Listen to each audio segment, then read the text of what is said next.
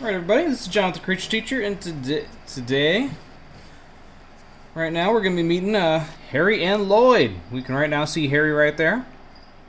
And if I grab this moss and move it, oh, surprising, where did he go? There he is. He's hanging on. There's Lloyd. Silly Lloyd. These are hissing cockroaches, Madagascar hissing cockroaches. Now, as you can tell, they are not the same color. This right here, this guy is a color morph. They're called a Halloween hisser. I guess because they look more Halloweenish. They just have black bands on their body and their color's a little lighter. Their exoskeleton is also not as heavily built. They're not as heavy. Now it's kind of hard to quantify that. They're both about the same size. But you can kind of feel it when you pick this guy up. He does not feel like he's as chunky. He also runs a lot more. Lloyd likes to run.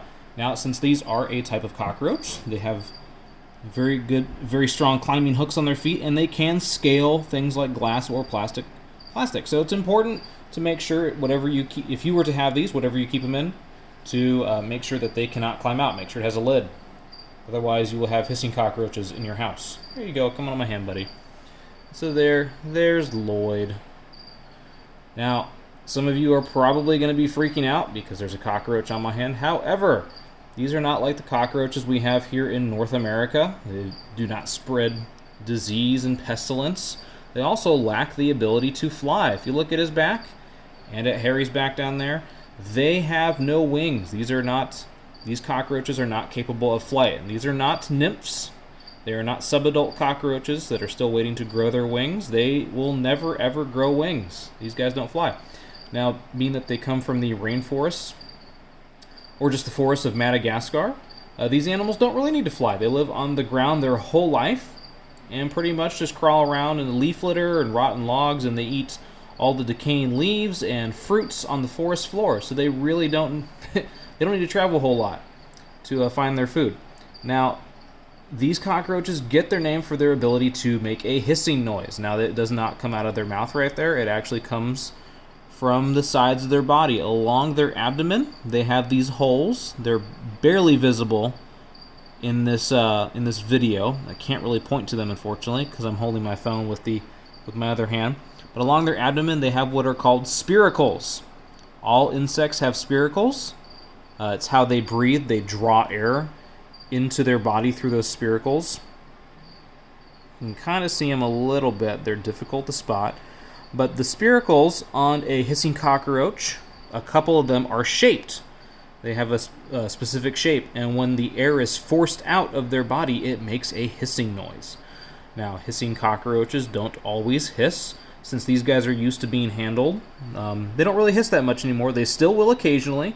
Usually when I pick them up or touch them for the first time, they give off a warning hiss. It kind of does sound like a snake, which, being from Madagascar, is a pretty effective defense because there are a lot of snakes in Madagascar. You want to crawl off my hand, buddy? Can you get off my hand? Go. Go. There you go. All right, we'll see if we can pick up Harry. Lloyd, get off Harry. There we go. Harry does not walk around as much as Lloyd does.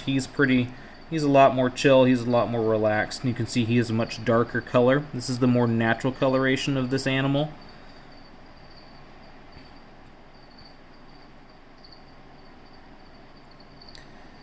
No, don't climb out. Lloyd, stay. Like I said, Lloyd is the more adventurous of the two. Honestly, I'm pretty sure that if I just had Harry here, I could probably leave the lid off all the time because he does not like to climb a whole lot, whereas Lloyd constantly is climbing all over the place. Sometimes he's upside down on the lid. Yeah, and Harry generally will hiss more often, but they really don't hiss a whole lot anymore. And they primarily do that, again, as a form of defense against predators. Since they can't fly, they can't run as fast as other cockroaches do, they need a way to defend themselves. Now, in terms of caring for these guys, it's pretty much keeping their house wet or moist. So we're going to be spraying it down. They have some moss in here to help with that. And there goes Lloyd. He's burrowing into it. They do like to burrow into the substrate. They don't always do that, but sometimes they do.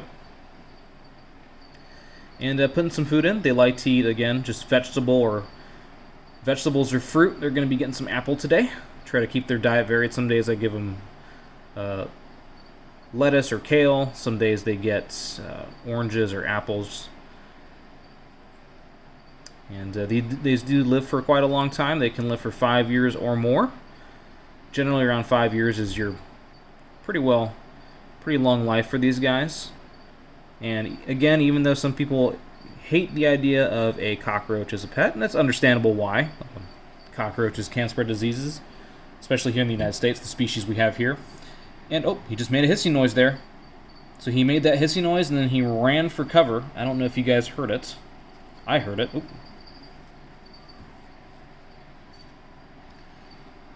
So unlike the cockroaches we have here, they won't spread disease. And I know it can be, some people can be a little squeamish about holding a bug with spiky claws on it. It feels a little weird when they're in your hand sometimes. But honestly, they're really not that bad. Especially since they can't fly. If they could fly, it'd be a little weirder. Be a little weirder if they could fly around. There we go. Hey, you wanna join your brother? No? Okay, you just stay there. They're not really brothers. Just call them that. Just for fun. Put a little bit of apple in there. They'll find that. Their sense of smell is pretty good using their antenna. This has been John with the Creature Teacher.